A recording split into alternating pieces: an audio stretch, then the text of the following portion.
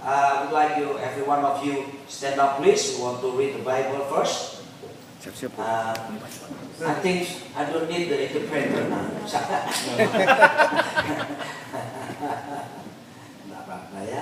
It's not good for men to be alone, so that's why I need a friend here. Okay, the Bible says like this. Tidak baik laki-laki sendirian, makanya pun ditemani. Agak kesini jangan takut. Ya, jelas kan suamimu ada di sini itu aja. Ya.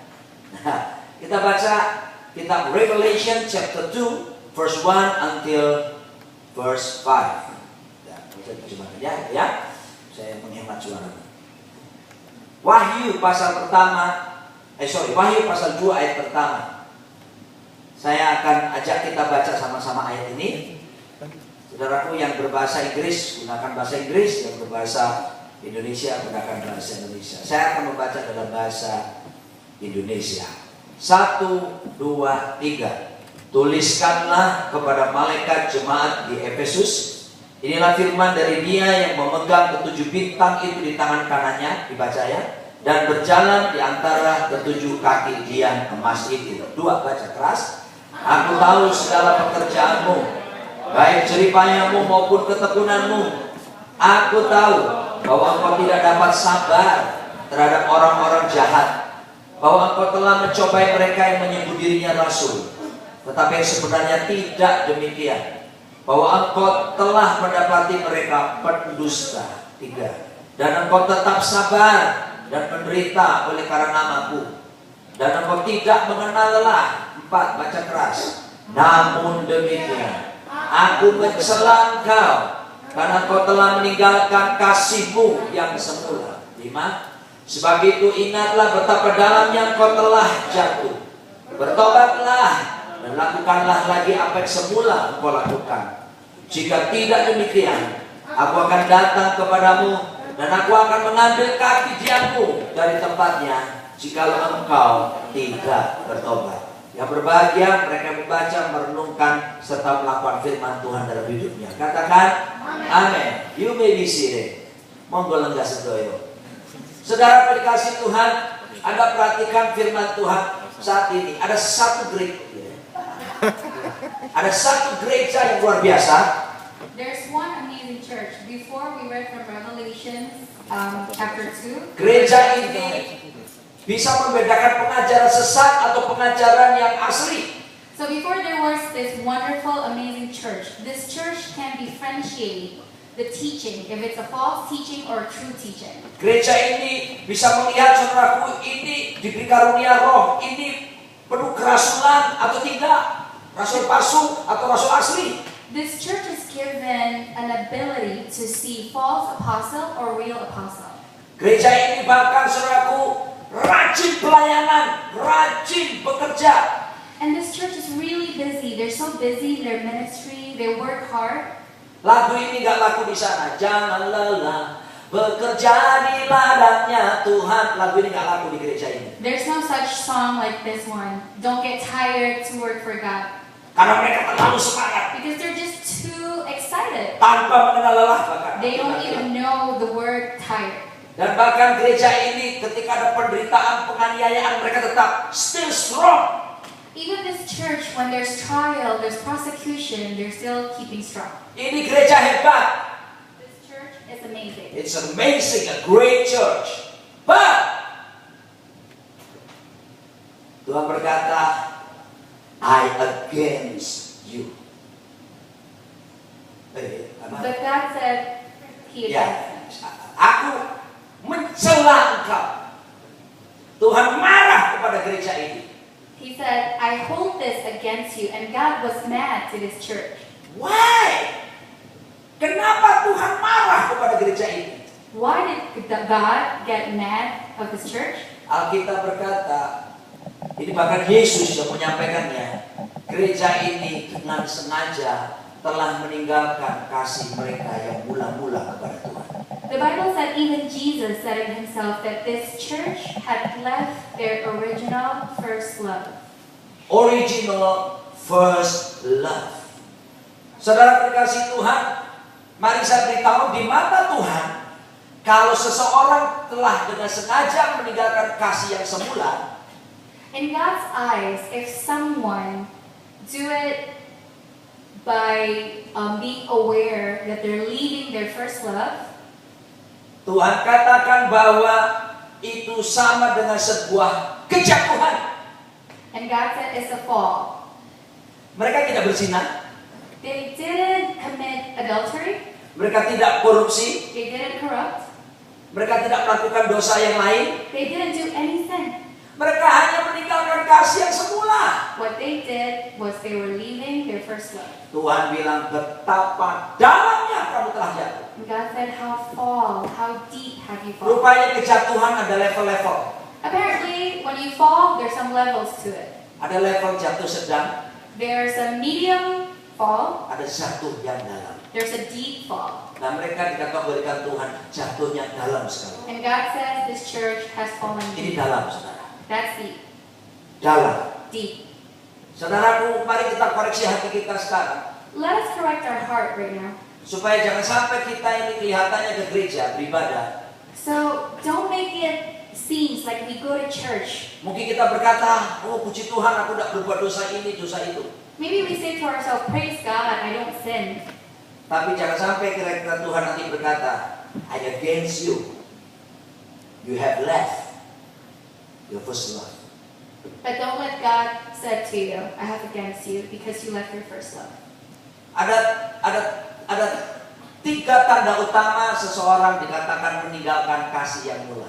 There are three main characters on how to know someone had left their first love. Yeah. The first sign is if our relationship between God is not in the level of intimacy anymore. Apabila persekutuan kita dengan Tuhan sudah tidak intim lagi. Number one is when our union with God is no longer intimate. Saudaraku, ingat waktu pertama kita terima Tuhan dan bertobat dulu? Did you remember the first time that you have experience with God when you repent? Waduh, semangatnya. So excited. Luar biasa, hujan, terobos. No problem, raining, I'll go. Kalau ada salju sekalipun terobos. Winter, snow, I'll go to church. Menyala-nyala. On fire. Nyanyinya biarlah rohmu menyala-nyala, layanilah Tuhan. Nyanyinya seperti itu. Even when we Semangat. sing, it's excited. We have passion. Kepingin terlibat pelayanan. We always want to involve in some ministry. Gak suka jadi penonton lagi. We don't just want to watch. Getting involved in every service. But saudara lihat, kita cek baik-baik hari-hari ini. Persekutuan saya dengan Tuhan bagaimana? Dulu menikmati keintiman, ada semangat dengan Tuhan, holy passion with God. Let's check ourselves right now. How our relationship with God. Before we can be intimate with God, we have the holy passion. Kata first love, love yang digunakan di sini bahasa Yunani agape yang dipakai. So the word first love, the love came from a Greek language. It's called agape. Dia tidak menggunakan kata eros, storge, atau philia, It's not eros, storge, or philia. but agape. Tapi agape, apa itu agape? Kasih tanpa syarat, And what is an agape? Agape is unconditional love. unconditional love, and also love without any reason. That's the agape. Saudaraku, kasih tanpa syarat, kasih tanpa alasan. Brothers and sisters, unconditional love meaning to love with no reason. Bayangkan saudaraku ketika kita masih cinta mula-mula sama Tuhan. Nggak usah sama Tuhan aja lah. Dengan orang di sebelah kita. Pasangan kita. Imagine your first love with God. Okay, so don't imagine with God. Imagine with your spouse. Laki sama laki bahaya. Harus dipisahkan. Saudaraku, kita lihat bagaimana saudaraku. Saya melihat sebuah ciri yang langsung, perhatikan ini. I saw one characteristic. Please pay attention. Apabila seorang suami telah kehilangan kasihnya yang semula dengan Tuhan, When a husband had already left his first love to God, pasti hubungan sama istrinya pasti akan longgar. guaranteed the relationship between him and his wife is not going to be passionate. Nggak bisa dipisahkan itu. It's just undeniable. Tuhan Yesus berkata hubungan Kristus dengan jemaat, the quality of the relationship between husband and wife must be the same quality like the relationship between Christ Jesus with the church. Efesus 5 mengatakan itu. In Ephesians 5, we can read that. Jadi sederhana sebetulnya.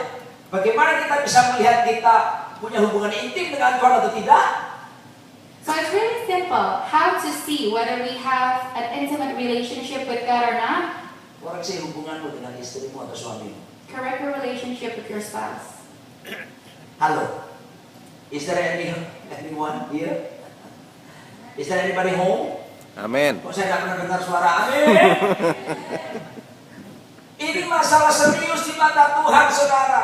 This is a really serious problem in the Makanya life Tuhan of God. mengatakan dalam Amsal 4 ayat 23, jaga hatimu dengan segala kewaspadaan, karena dari situlah terpancar kehidupan. That's why God reminds us in Proverbs 4, verse 23, to guard your heart with all awareness, because life comes from that. Yes. Siapa yang Tuhan suruh jaga hati? Who did God ask to take care of the heart? Siapa yang disuruh jaga hati? Who is it? Kita. It's us. Bukan Tuhan lagi. It's not God anymore. There is God's responsibility and there is also our responsibility. There is God's part and also there is our part. Amen. Jadi tidak semuanya mesti Tuhan, Tuhan, Tuhan. So not at all times you always say God, God, God. Bagian kita jaga hati, Our part is jaga to cintamu. take care of our heart, take Jangan care of our izinkan love. itu mulai longgar. Don't let it spread away. Atau apalagi malah kita tinggalkan pergi. Or we left it. Karena kalau sampai itu terjadi, Because when that saya happens, beritahu tidak ada kehidupan yang terpancar dalam hidup kita. I'll let you know there will not be any life comes out of you. Karena Alkitab berkata, kalau kamu jaga hatimu, dari situlah terpancar kehidupan. Because the Bible did say, watch your heart with all awareness. And that's the source of life. Heski, tolong kamu iringi saya. Saya ingat waktu saya bertobat tahun 87 yang lalu.